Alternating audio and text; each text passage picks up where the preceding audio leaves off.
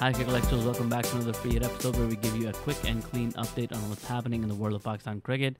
We're going to tweak around with the format of our free hits. Instead of going over a bunch of news updates from the Pakistani cricket world, we're going to try to focus on one topic at a time and one piece of story at a time because, as you know, Crickellectuals is not really just a news outlet per se. It's really more about us sharing our thoughts and commentary and analysis of situations that are taking place in the world of Pakistan cricket. So today we'll focus on this recent announcement of these cricket player contracts that have been diverged into two separate lanes. One lane is your red ball cricket and the other lane is the white ball cricket.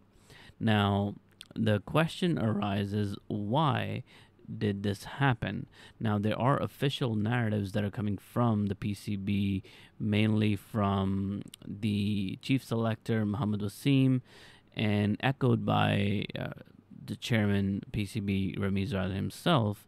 And they've given sort of two big reasons why this was necessary and why they had to do it and why this is a good thing that they're doing. At Crickellectuals, we'll try to look at things critically and examine them a little bit more closely.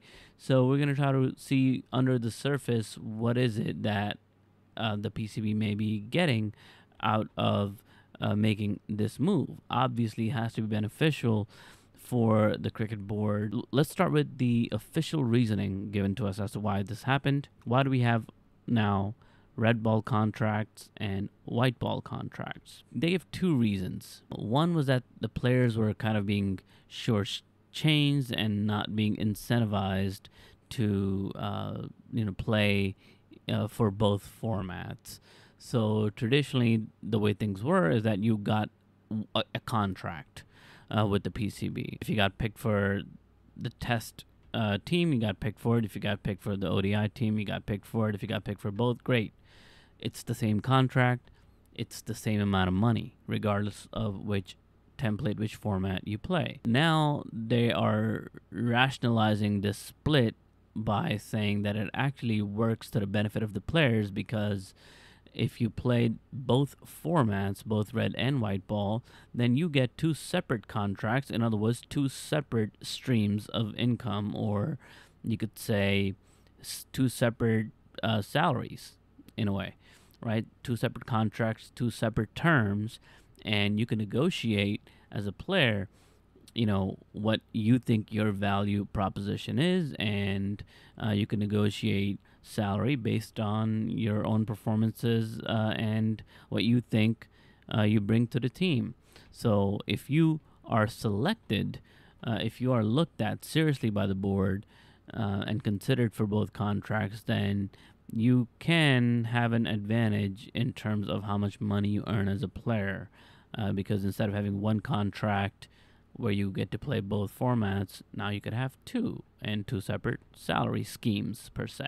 The other reason that Mohammad Wasim gave was that it incentivizes players to try both forms of cricket. And as you know, in Pakistan, this has been a big topic of debate as to why certain players only want to play T20 and why other players only want to play tests, for example. If players know, the argument goes that there are two separate contracts and they have an opportunity to earn more money, then they will likely try out both formats. And test cricket, which it seems, or a lot of people think, maybe is in a decline, can be revived because you can incentivize it for players who would want to earn more contracts. And the final reason they gave us is that in the future, we are looking to have two separate teams. And it makes sense to have two separate contracts altogether. And the rationale for two separate teams is that they would like, in an ideal cricketing world, for both teams to potentially be able to play simultaneously. If there's a test series happening with one country, for example, the one-day series is happening with another country somewhere else. So it gives you more flexibility and more cricket can be happening at the same time. So at least that's the line that they're giving us. And just to summarize, it's about incentivizing players to try both formats. It is about a value proposition, increasing the opportunity for players to increase their value and earn more money by potentially ending up having or securing both contracts when previously they would only have one contract. Now, all of that makes sense, and I'm not saying that the PCB is lying here or is being deceitful in any way. They might have, in earnest, thought that this is a good idea. In order for us to make an informed evaluation about this choice that the PCB has made, we should critically consider two separate contracts also means that you could do to players the same thing you just did to Hassan Ali. What happened to Hassan Ali?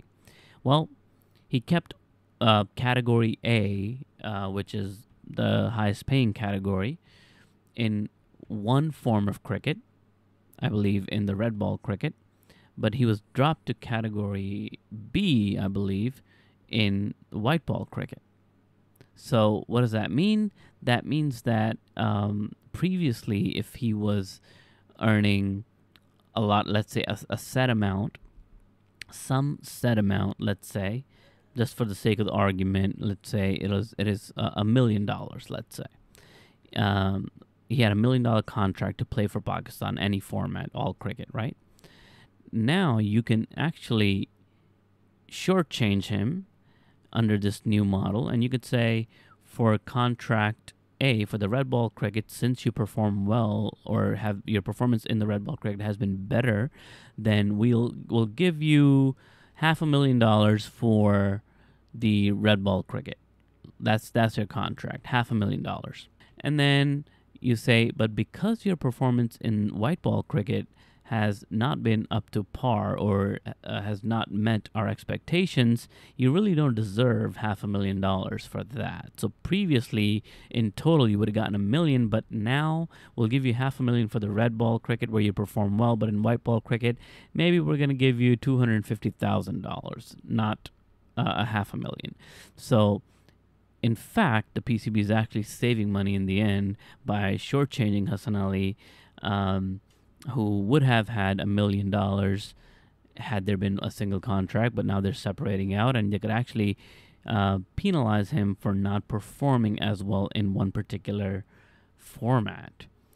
Now, when I look at it from this perspective, first of all, I'm not saying that is what's happening. I have no information on Hassan Ali's actual contract or the numbers. I'm just hypothesizing a possible way in which this new change can play out. And if you think about it from a business perspective, this is a really good move on the PCB because, yeah, sure, if you bring more value in a particular type of cricket, we should divide those streams of revenue and overhead and payroll, and we should base it specifically on your strengths so that we don't overpay you, right? That's really, to me, what seems to be the underlying theme here. Like, some players were getting paid similar amount to other players when one group of players was playing a lot more cricket and the other group of players